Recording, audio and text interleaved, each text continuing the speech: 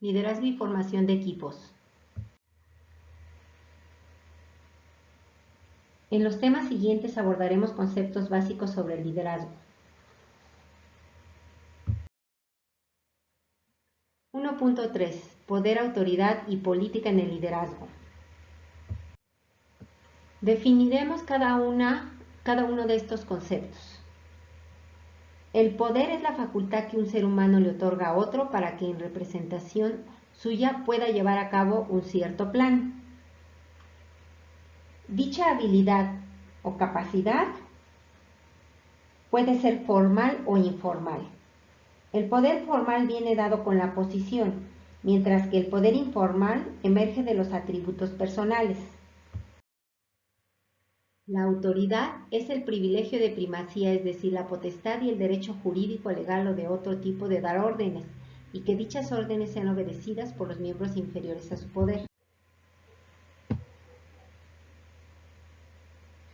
El poder y la autoridad están íntimamente ligados y no pueden producirse uno sin el otro, dado que son los elementos básicos para que exista el liderazgo. Todo depende de cómo el líder utiliza estos elementos.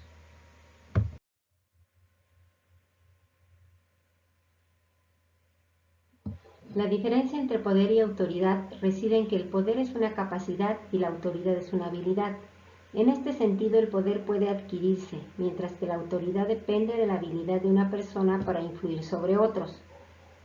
El poder es la capacidad para subordinar a otras personas o para dominar una situación, mientras la autoridad es la habilidad para influir en otros sin necesidad de que estén subordinados.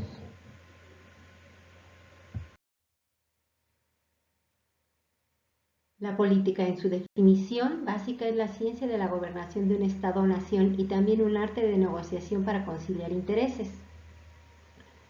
Nosotros retomaremos el concepto de política empresarial.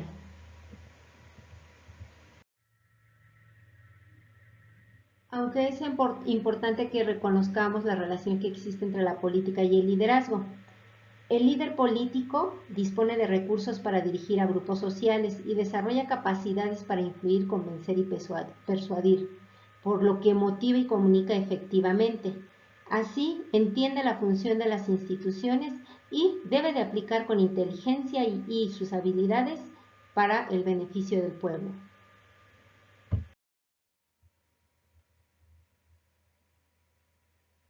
Al igual que todas las empresas tienen unas maneras de hacer, de llevar al día a día y de gestión diversas, también tienen lo que se conoce como políticas de empresa. Definir las mismas es esencial para el funcionamiento óptimo de la compañía. Sin unas reglas de juego, ninguna empresa podría organizarse correctamente. Una política de empresa es una orientación o directriz que debe ser divulgada, entendida y acatada por todos los miembros de la organización. En ella se contemplan las normas y responsabilidades de cada área de la organización. 1.4. Liderazgo de cultura, ética y diversidad. Desarrollar la cultura empresarial se ha convertido en el principal reto de las organizaciones. 2 de cada 3 directivos señalan a la cultura empresarial como un factor más importante que la estrategia o el modelo operativo de la compañía. Podemos, por tanto, afirmar que la cultura empresarial es un término muy utilizado y valorado en la actualidad. Pero, ¿a qué nos estamos refiriendo cuando hablamos de este concepto? Vamos a definir a la cultura en la empresa como la suma total de creencias, actitudes, valores, supuestos y formas de hacer las cosas que comparten los miembros de una organización y que se enseña a sus nuevos miembros.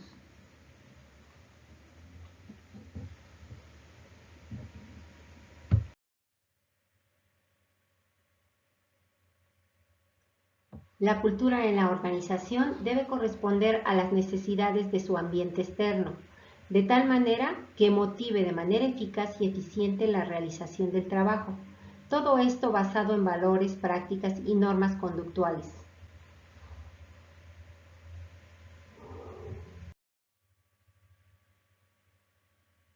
La cultura empresarial se asienta sobre 3 pilares fundamentales, de los que seguro has oído hablar: misión, visión y valores. Estos 3 términos no son solo los 3 conceptos que toda organización incluye en su página web o en la presentación de su organización. Deben ser una propuesta meditada que confiera a la empresa su carácter único, su propuesta de valor y su diferenciación ante la competencia. La misión empresarial responde a la pregunta: ¿para qué existe la empresa? ¿Cuál es su propuesta de valor? La visión de empresa responde a la pregunta: ¿qué se espera de la empresa en el futuro? La visión se basa en definir las metas de la organización con el fin de inspirar y motivar, pero sin perder de vista objetivos realistas y alcanzables. Y los valores empresariales responden a la pregunta: ¿cómo somos? ¿En qué creemos? Los valores de la empresa son determinantes en la configuración del modo de trabajar en equipo, desde empleados hasta directivos. Es lo que determina la personalidad de la organización. Todas las empresas, de una forma u otra, tienen una cultura en su organización. El problema es que muchas no lo saben de forma consciente, no lo han definido, no se lo han planteado, no está consensuado. En un estado ideal, la empresa debe definir su cultura empresarial para obtener los beneficios tanto a nivel interno como externo de tener unas bases compartidas para todo el equipo y que consecuentemente repercutirá en clientes y colaboradores. Gracias a la cultura empresarial se consigue cohesión, identificación, diferenciación y motivación, de tal manera que los miembros y colaboradores se sentirán bienvenidos, aceptados y capaces de alcanzar resultados más fácilmente. No podemos estudiar el liderazgo ético sin saber lo que es la ética. Si se les pregunta a 100 personas o a 100 filósofos lo que entienden por ética, se obtendrán 100 respuestas diferentes. La dificultad para definir el comportamiento ético se remonta a la prehistoria y sirve como piedra angular tanto de la filosofía griega como de las principales religiones. El comportamiento ético, en sus términos más simples, es saber lo que es correcto. La dificultad reside en definir lo correcto. Diferentes individuos, culturas y religiones lo definen de diferentes maneras. El tratamiento de las mujeres y las actitudes con respecto a la esclavitud en diferentes culturas y en diferentes momentos de la historia proveen los ejemplos perfectos de cómo lo correcto puede variar. Muchas personas definen la ética y la moral como iguales, pero es útil hacer la distinción entre ambas. La ética se basa en un conjunto de normas o principios filosóficos coherentes. La moral se basa en un conjunto de creencias que suelen ser más amplias, valores religiosos y culturales y otros principios que no pueden ser lógicamente coherentes. Sin embargo, la moral puede ser la base de un sistema ético. Incluso el significado de ética puede interpretarse de varias maneras.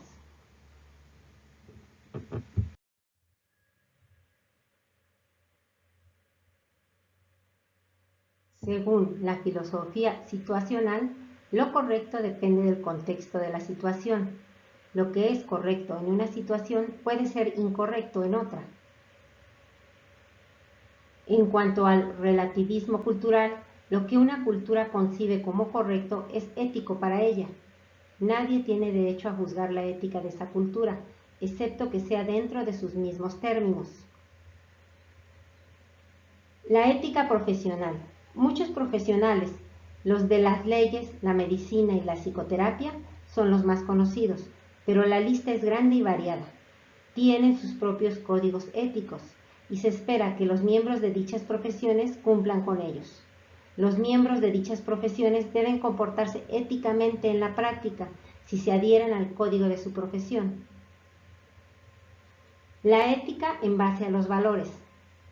Aquí se asume que cada persona tiene un conjunto de valores que rige su vida. El individuo se comporta éticamente si sus acciones coinciden con sus valores. La ética en base a las reglas. Si una persona sigue las reglas de su organización, su grupo de colegas, su cultura, su religión, etc., se dice que se comporta éticamente. La ética se basa en la equidad. El comportamiento ético consiste en que todos sean tratados con equidad. Y la ética se basa en un conjunto de principios coherentes y generalmente aceptados. Estos son pensados para que la mayoría de las personas puedan aceptarlos, como por ejemplo honestidad, justicia, equidad, evitar daños a otros, ser responsable de las acciones propias, poner el bien común por sobre los intereses propios, etc. Por tanto, si la definición de ética puede ser no del todo clara, ¿cómo asegurar que nuestras decisiones y acciones sean éticas?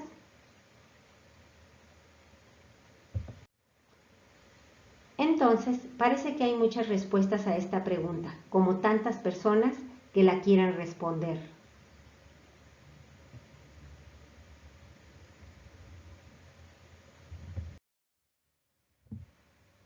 La mayoría de las personas suelen estar de acuerdo con que los líderes deben tener conductas éticas, aunque no se esté de acuerdo con su significado.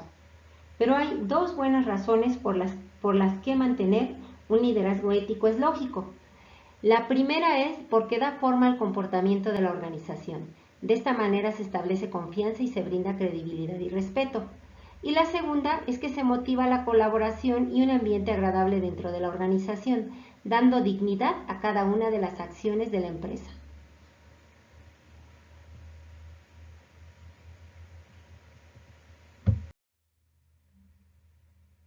Algunos comportamientos específicos del liderazgo ético son: 1.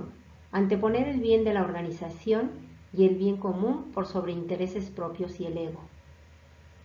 2. Estimular la discusión acerca de la ética en general y cómo influye en la cultura de la organización. 3. No tomarse las cosas muy seriamente.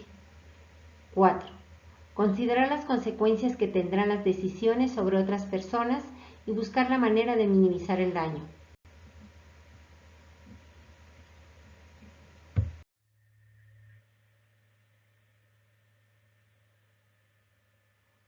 Cinco, tratar a todos con justicia, honestidad y respeto todo el tiempo. 6. Tratar a otras organizaciones de la misma manera que se trata a otras personas. 7. Comunicarse. 8. Trabajar para ser cada vez más competente a nivel interpersonal.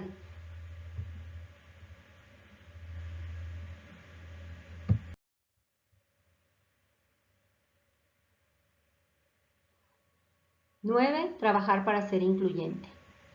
10. Tomar con seriedad la responsabilidad del puesto y esforzarse por ser competente. 11. No quedarse en la empresa más de la cuenta. 12. Nunca dejar de reexaminar la ética y el liderazgo. Debemos reconocer que el liderazgo es un privilegio y una responsabilidad que exige mucho de quien lo practica, ya sea formal o informalmente. Dentro de las principales exigencias de este rol se encuentra la necesidad de ser ético, tanto en la vida personal como en el liderazgo, debido a que, quieran o no, los líderes son modelos a seguir. Ellos establecen el tono de la postura ética de sus seguidores individuales, de la organización o grupo que lideren, y hasta cierto punto de una comunidad mayor.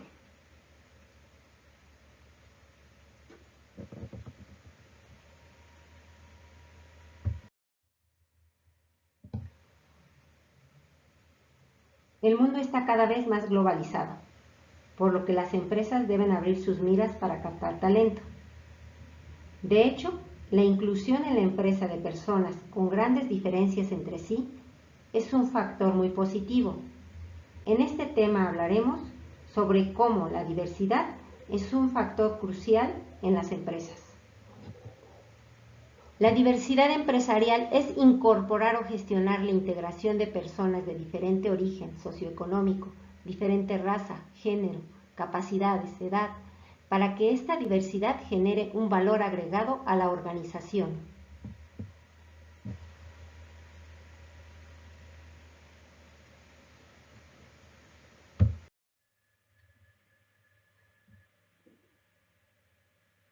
La diversidad debe ir de la mano de un liderazgo inclusivo. Estos líderes competentes deben cohesionar un equipo de personas muy diferentes. El objetivo final debe ser que exploten sus capacidades mutuamente y de forma cooperativa. Además, se deben desarrollar las diferencias de cada empleado para que aporten valor.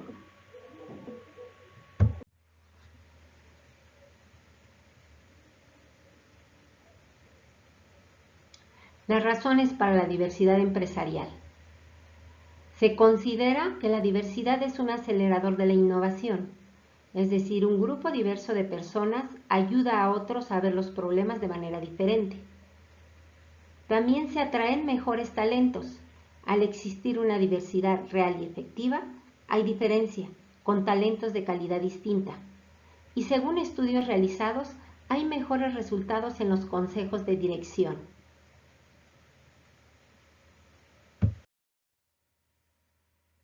La mayoría de empresas optará por seguir este modelo inclusivo, puesto que la globalización seguirá creciendo.